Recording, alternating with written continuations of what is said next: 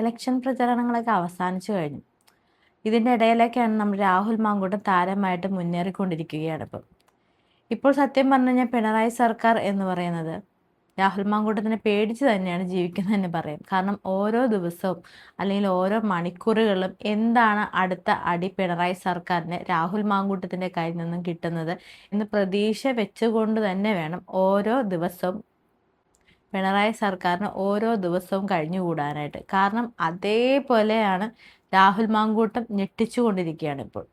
സത്യം പറഞ്ഞു കഴിഞ്ഞാൽ ഇപ്പോൾ പിണറായി സർക്കാരും അവരുടെ കൂട്ടാളികളൊക്കെ ഇപ്പോൾ ശരിക്കും ആലോചിക്കുന്നുണ്ടാവും, എന്തിനാണ് ആ മനുഷ്യനെ, അതായത് രാഹുൽ മാങ്കൂട്ടത്തിന് വെറുതെ ഇങ്ങനെ വേട്ടയാടി നശിപ്പിച്ചതെന്ന്.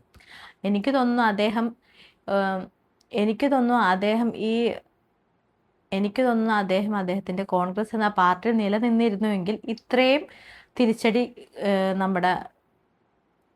തിരിച്ചടി ഒരിക്കലും തന്നെ പിണറായി സർക്കാരിന് ഏൽക്കേണ്ടി വരില്ലായിരുന്നു. കാരണം എന്താണെന്ന് വെച്ച്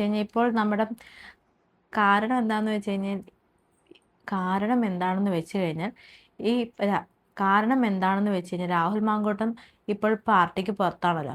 അതുകൊണ്ട് തന്നെ അദ്ദേഹത്തിന് യാഥേഷ്ട സമയം കിടക്കുകയാണ്. അതായത് അദ്ദേഹം ശരിക്കിരുന്ന് പഠിച്ച് ആണ് ഈ പിണറായി സർക്കാരിൻ്റെ ഓരോ തെറ്റുകുറ്റങ്ങളും എടുത്തെടുത്ത് പറഞ്ഞ് മനസ്സിലാക്കി കൊടുക്കുന്നത് നാട്ടുകാരെ.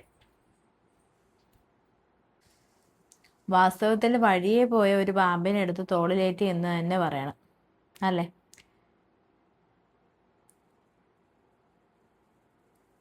വാസ്തവത്തിൽ വഴിയെ പോയ ഒരു വയ്യാവേലിനെ, അതായത് മാങ്കൂട്ടത്തിനെ എടുത്തിട്ട് പെരുമാറി നോക്കിയതാണ്. പക്ഷേ ഇത് ഒന്നൊന്നര അടിയാണ് ഇപ്പം നമ്മുടെ പിണറായി സർക്കാരിന് ഏറ്റുകൊണ്ടിരിക്കുന്നത്. ശരിക്കും ഇപ്പോൾ പിണറായി സർക്കാരിനും കൂട്ടാളികൾക്കൊക്കെ ശരിക്കും തോന്നുന്നുണ്ടാവും രാഹുൽ മാങ്കൂട്ടം എന്ന് പറയുന്ന വ്യക്തിയെ വെറുതെ വിട്ടാൽ മതിയായിരുന്നെന്ന്. വാസ്തവത്തിൽ വീട്ടിലിരിക്കുന്ന മാങ്കൂട്ടം ഇപ്പോൾ സ്റ്റാർ ആയിക്കൊണ്ടിരിക്കുകയാണ്. അതായത് തെരഞ്ഞെടുപ്പിൽ സ്റ്റാർ ആയിക്കൊണ്ടിരിക്കുകയാണ് ഓരോ ദിവസം കഴിയും തോറും. വാസ്തവത്തിൽ എല്ലാ സ്ത്രീകളും ജനങ്ങളൊക്കെ കാത്തിരിക്കുകയാണ് രാഹുൽ മാങ്കൂട്ടം ഓരോ ദിവസം എന്ത് വീഡിയോ ആണ് പുറത്തു വിടുന്നത് നോക്കിക്കൊണ്ട്. അതായത്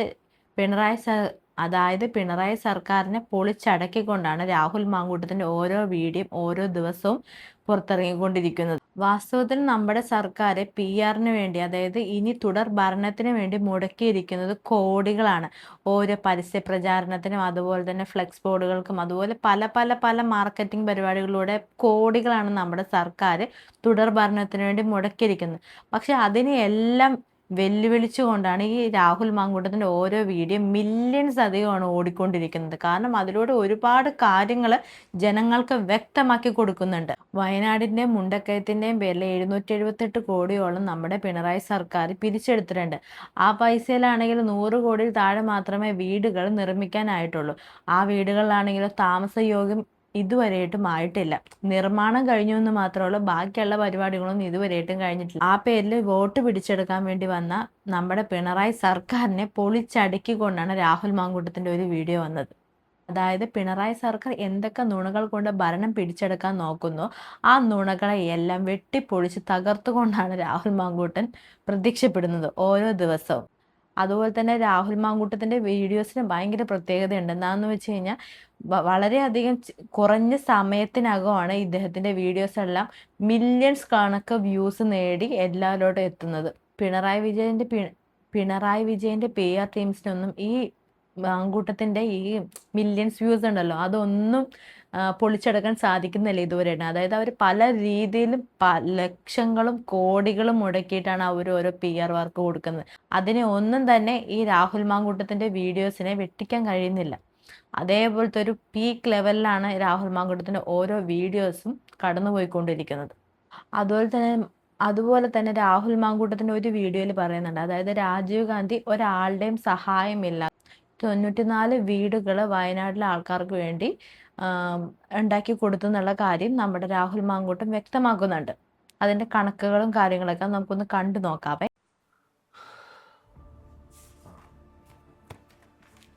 അതെ, ലീഗുകാരോടാണ്, കോൺഗ്രസ്സുകാരോടാണ്, മുഴുവൻ UDFൻ്റെ പ്രവർത്തകരോടുമാണ്.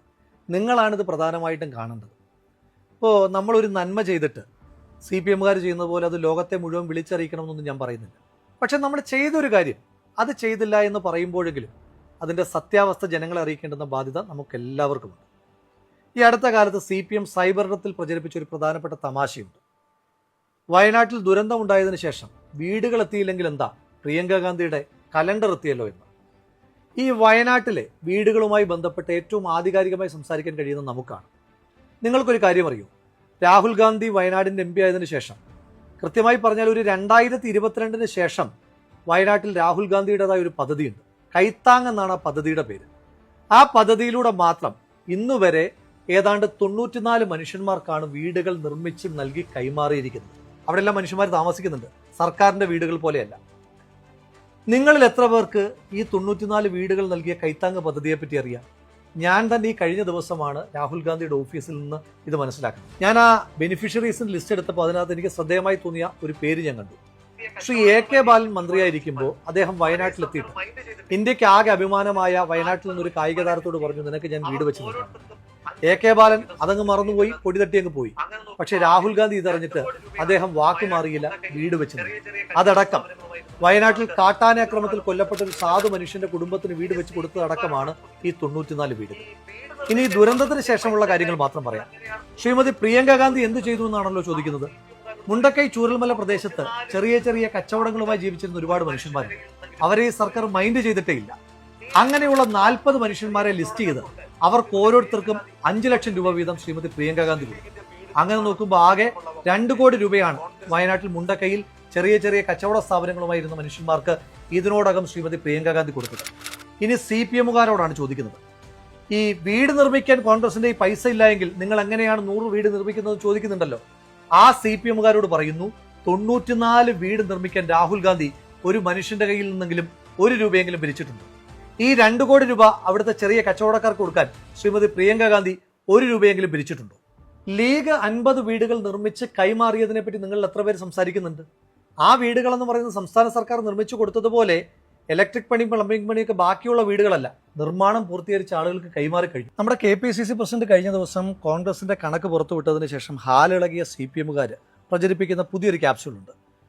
VS ജോയ് വെറും 3 പേരിൽ നിന്ന് പിരിച്ചത് 55 ലക്ഷം രൂപയാണ്. അങ്ങനെയാണെങ്കിൽ കേരളത്തിലെ കോൺഗ്രസ്സുകാരാകെ എത്ര രൂപ പിരിച്ചു കാണും?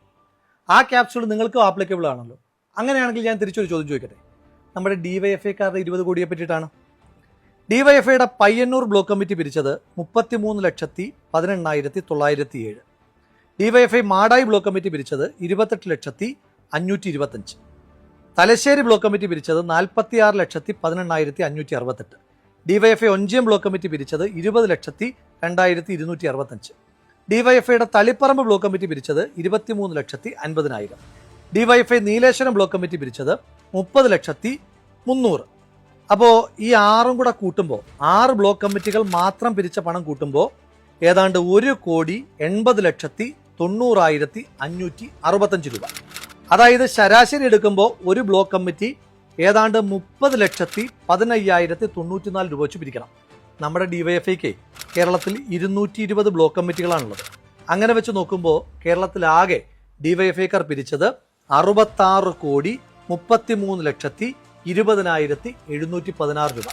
നിങ്ങൾ CMDRFിലേക്ക് പൈസ കൊടുക്കാത്തതിനകത്ത് തന്നെ ഞങ്ങൾക്ക് ചില സംശയങ്ങളുണ്ട്. പോട്ടെ, നിങ്ങൾ അല്ലാതെ കൊടുത്തു എന്ന് പറയുന്ന അവകാശപ്പെടുന്ന തുക തന്നെ 20 കോടിയാണ്. ഇനി DYFIക്കാരും പറയൂ, നിങ്ങൾ പിരിച്ച 66 കോടിയിൽ 20 കോടി മാത്രം കൊടുക്കുമ്പോൾ ബാക്കി 46 കോടി രൂപ ആരുടെ അന്നനാളത്തിലാണ് നിങ്ങൾ നിക്ഷേപിച്ചിരിക്കുന്നതെന്ന് നിങ്ങൾ പറയണം. തുറന്നു പറഞ്ഞാൽ DYFIയുടെ കണക്ക് അടിമുടി ദുരൂഹമാണ്. നിങ്ങൾ ആകെ 20 കോടി രൂപ മാത്രമാണ് പിരിച്ചതെന്ന് പറഞ്ഞാൽ ഞാൻ വിശ്വസിക്കില്ല. എങ്കിലും പോട്ടെ, നിങ്ങൾ 20 കോടി എങ്ങനെ പിരിച്ചു എന്നാണ് പറഞ്ഞത്? നിങ്ങളുടെ നേതാക്കന്മാർ പറഞ്ഞത് ഞങ്ങൾ ആരിൽ നിന്നും 1 രൂപ പോലും കൈപ്പറ്റിയിട്ടില്ല, എല്ലാം ആക്രി പെറുക്കിയും മറ്റുമാണ് ഞങ്ങൾ പൈസ കണ്ടെത്തിയെന്നാണ്. അങ്ങനെ ആകുമ്പോഴൊരു ചെറിയ പ്രശ്നമുണ്ടല്ലോ. കേരളത്തിൽ പഴയ ഇരുമ്പിന് ആകെ 31 രൂപയെ കിട്ടും. പഴയ പത്രമാണെങ്കിൽ 21 രൂപ, പഴയ പ്ലാസ്റ്റിക് ആണെങ്കിൽ പിന്നെയും വില കുറവാണ്, ആകെ 12 രൂപയെ കിട്ടും. അങ്ങനെയാണെങ്കിൽ നിങ്ങൾക്ക് 20 കോടി രൂപ വേണമെങ്കിൽ എത്ര ടൺ കണക്കിന് പേപ്പറും പ്ലാസ്റ്റിക്കും ഇരുമ്പും ഒക്കെ കൊടുക്കേണ്ടി വരും?